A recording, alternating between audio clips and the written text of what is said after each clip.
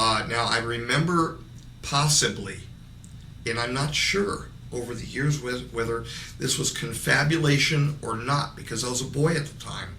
I think I remember seeing a tall person, like if you take a movie frame, like one frame, like a flash of a still picture, like an iconic memory almost, of a tall person standing next to him at the tree. Next to your grandpa. My grandpa, yeah. Okay. And he refused until the day he passed to discuss what happened. He would become extremely agitated. And John and Dodie for certain, who had many conversations with him, and maybe even John would... this is your father and mother you're talking about. They're my mom and dad that I grew up with. Now, I've learned certain things about my family since then that are really neither here nor there, having to do with who was actually biological father and biological mother and things like that. But they were my mom and dad. They're my mom and dad. I mean, they're the mom and dad that I remember growing up with, and I... but they are not MJ1. No. Okay, but no. and MJ1, somehow this abduction experience seemed to have resulted in you becoming or being viewed as the son of MJ1. Is that correct? Right. What happened is this. I also learned of what happened to me from Kaela, the J-Rod that I met at S4. He showed me from his perspective what had happened to me in 1973. I saw myself being pulled by my chest upward off the surface of the park. I saw my grandfather going like this and basically panicking, crying, because he wasn't able. My grandpa was very protective of me, and he wasn't able to protect me. And now I understand, God bless him, why he was so upset. The one person in his whole life that he knew that he would protect, that he loved that much to protect, he couldn't at that moment. And I understand why he was so upset. But the J-Rod showed me what happened to me, that I was picked up and that I was laid down on a table in some sort of a craft. And that this craft was a generally chevron-shaped, almost triangular shaped craft. And I was laid down next to a series of young people, one of which was in fact the son of the former MJ1.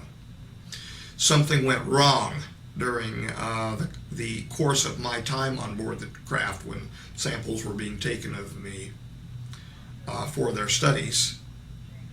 And the son of the former MJ1 died. During that time, they put some sort of equipment on me. It almost looked like EEG type, a neural net, if you will, of receivers, probes, electrodes, if you will, on me. And they were trying to save, desperately trying to save, and I could see the movement of the J-rods around this other boy. And I know what he looked like and all of that, because I was seeing it through the eyes of Kaela. They were trying to save him, and he ultimately passed.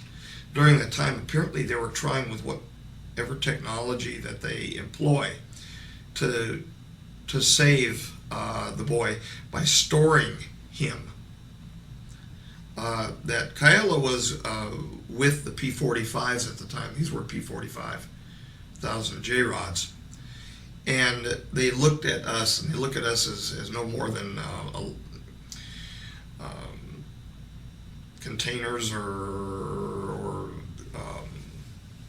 cylinders, almost like beakers full of material, of electromagnetic material. And so they were trying to store his energy, if you will. Right. Marcia suggested the word vessels. Right.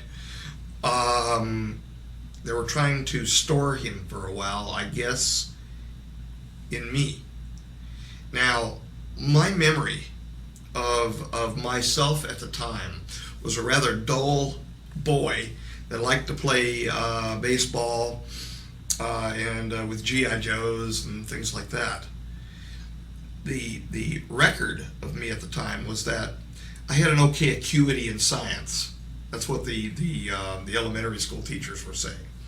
I don't remember having acuity like that in science, and there's a disjoint in my own story of myself because of this.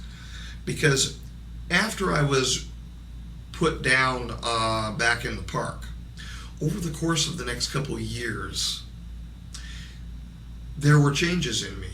But then again, there should have been, because I was growing up. But there was a substantive intellectual change in me, where I was no longer interested in those same things of my youth. Was that maturation? Probably some of it. Was it a change as a result of what was done with me on board the craft? The Majestic thinks so. Thinks that it had something to do with that other boy, because that other boy was known as very bright in the sciences. And all of a sudden, true enough, I got a hankering for Erlenmeyer flasks and boiling flasks and microscopes that I had never had before. Okay, but and I've possessed ever since. On some level, the MJ1's son that was on the craft next to you, that possibly you received a soul transfer from, is the MJ group had to be cognizant of what was going on. In other words, they knew that had happened, and they knew during the time. He's admitted to me that they knew that had happened at the time. But in other words, was this so you were chosen in a sense? I believe that I was. The only evidence, I don't know. Sure. I don't know. The evidence that I have was that I was, from hearing about the sampling program,